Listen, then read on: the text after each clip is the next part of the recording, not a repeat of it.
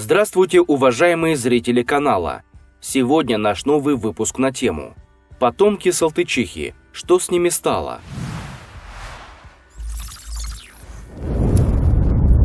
Барыня Дарья Салтыкова в русской истории получила плохую славу маньячки, убийцы с садистскими наклонностями, закончившей жизнь в тюрьме среди наиболее опасных преступников.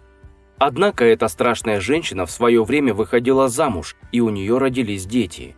Впрочем, были ли потомки кровавой барыни такими же, как она? Глеб Салтыков, лейб-гвардейский ротмистр, к своему несчастью, женился на 19-летней Дарье Николаевне Ивановой. Через пару лет у супругов родились один за другим сыновья – Федор и Николай. По утверждению историков, при муже Дарья свой характер показывала нечасто. Но вот когда он скоропостижно умер, Салтычиха развернулась в своих зверствах на полную катушку. К слову, ничто не предвещало того, что Дарья станет душегубкой. Она выросла в хорошей дворянской семье, все домочадцы были набожны и свято соблюдали православные традиции. Хотя в те времена было принято обучать дворянских детей грамоте, Дарья так и не выучилась ставить даже свою подпись на документах. Сначала за нее это делал духовный отец, а в последующие годы – подрастающие дети. Современники, те, кому довелось знать Дарью Николаевну лично, не сообщали о каких-либо отклонениях в поведении девушки. Хотя данные могут быть утеряны, или внешних признаков душевной неуравновешенности барышни и в детские ее годы не проявлялось. Расправы над крестьянами Дарья стала совершать почти сразу же после смерти мужа. Видимо, это несчастье что-то повернуло в голове женщины. Кстати, обстоятельства смерти Глеба Салтыкова оставались невыясненными. Была у него горячка, а от чего и почему осталось только гадать. Изуверствуя, Дарья не стеснялась присутствия своих маленьких детей. Старшему было тогда лет 5, а младшему около 4. Салтычиха буйствовала несколько лет в самом центре Москвы совершенно безнаказанно, а когда ее взяли под арест, мальчикам было 10 и 11 лет. То есть все эти годы дети жили, наблюдая за изуверствами, учиненными самым дорогим для них человеком – матерью. Правда, говорили, что Салтычиха часто появлялась в церкви, жертвуя огромные деньги. Себя отмаливала, наверное. Но после того, как все приобрело огромный размах, шутка ли, женщина замучила и убила 100 крестьян, а несколько человек так и не нашли. Убийцу арестовали. Расследовали дело кровавой барыни без малого 6 лет. Доказательств собрали немало, но Дарья не признала ни одного своего преступления. В окончательном приговоре назвали около 130 погубленных людей. При этом на инциденты с крепостными следствие не так обращало внимание, как на то, что Салтычиха покушалась на жизнь дворянина Николая Андреевича Тютчева. Николай Тютчев, дед известного поэта, оказался в имении барыни случайно. Поговаривают, что она встретилась с ним в лесу, когда охотилась, и приказала понравившегося ей мужчину притащить в свой дом. Не зная, как подступиться к Николаю, она ему угрожала, попыталась ударить, но получила отпор. И это еще больше подстегнуло неуправляемую Салтычиху.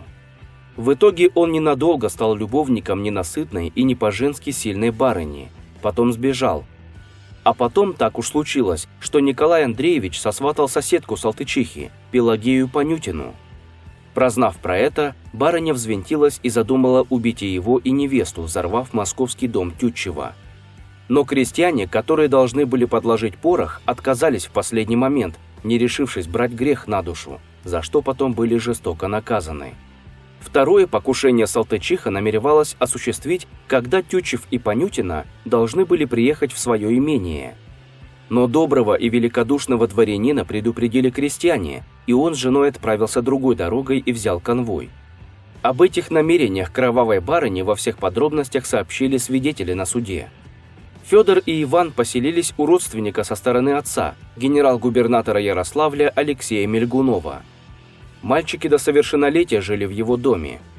Они не испытывали недостатка ни в чем, кроме как в отсутствии родителей. Жена Мельгунова, Наталья Салтыкова, любила шокировать общественность пышными вечеринками, однако она отлично справилась с ролью опекунши, следя, чтобы дети Салтычихи ни в чем не нуждались.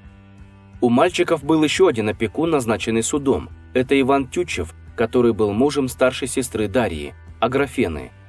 Он мог не только принимать участие в воспитании подростков, но и распоряжаться их имуществом. Именно с его подачи продали печально известное имение Салтыковых, Троицкое, которое Дарья получила в подарок от своего отца.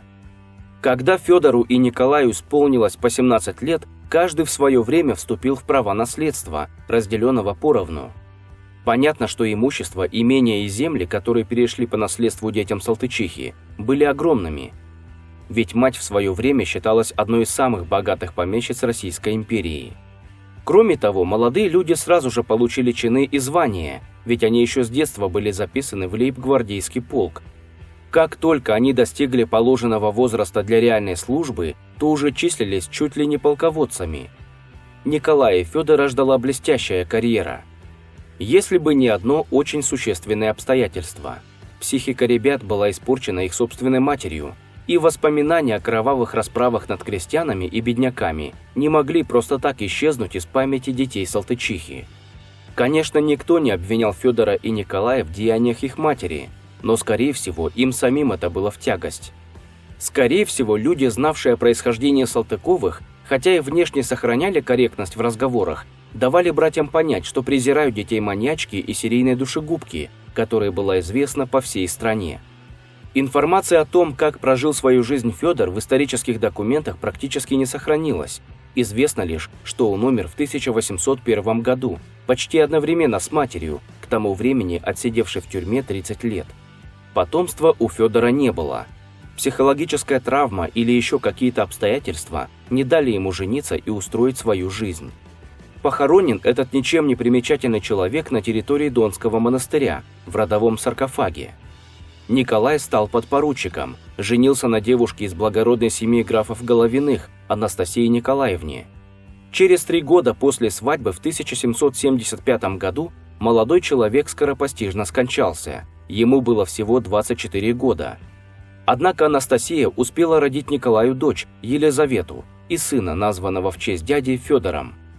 Федор, так же как и его тезка-дядя, не был женат и потомства не оставил, а Елизавета вышла замуж за графа Шарля де Раймон Мурмарона де Модена и родила 4 детей. Ее муж весьма интересный человек, французский революционер, эмигрировавший в Россию. Он воевал против родной страны в рядах освободительной армии, состоящей из французских эмигрантов. В России он встретил свою любовь, внучку Салтычихи, и остался в холодной и дикой стране навсегда. Он стал служить в русской армии, поменяв имя на Гавриил Карлович, и обожал свою русскую жену и детей. Согласно воспоминаниям современников, внучка и правнучки Дарьи Салтыковой были добрейшими женщинами. Своей чистотой и обаянием они как будто бы искупали вину своей жестокой родственницы. Первая дочка у Елизаветы и Гавриила родилась, когда Салтычиха была еще жива, в 1800 году. Но этой девочке судьба уготовила недолгую жизнь, однако последующие дети Елизаветы выросли, прожили очень долго и оставили после себя довольно знаменитых и выдающихся потомков. В частности, одна из них, которую звали Александрой, была замужем за племянником последнего любовника Екатерины Великой, Николая Зубова. Внучка этих людей стала женой графа Сергея Толстого, композитора, сына писателя Льва Николаевича. В некоторых мемуарах встречалась история о том, что во время заключения, когда Дарье было уже около 50 лет, она закрутила роман с одним из охранников. Роман был или нет, однако Салтычиха оказалась беременной и родила мальчика. Опять же, куда дели этого ребенка, где он рос, никакой информации не осталось.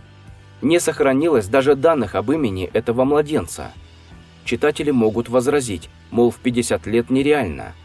Однако, согласно записям в ее деле, кровавая барыня обладала отличным здоровьем и вполне могла выносить и родить ребенка после стольких лет в заключении. Хотя как знать? Для того, чтобы посмотреть и узнать еще больше интересных фактов неизвестной истории России, а также разбор выдуманных мифов, которые нам преподают в школе и которые звучат по телевизору, подпишись на канал и поставь лайк. Мы постараемся донести до каждого зрителя настоящую, неизвестную историю России.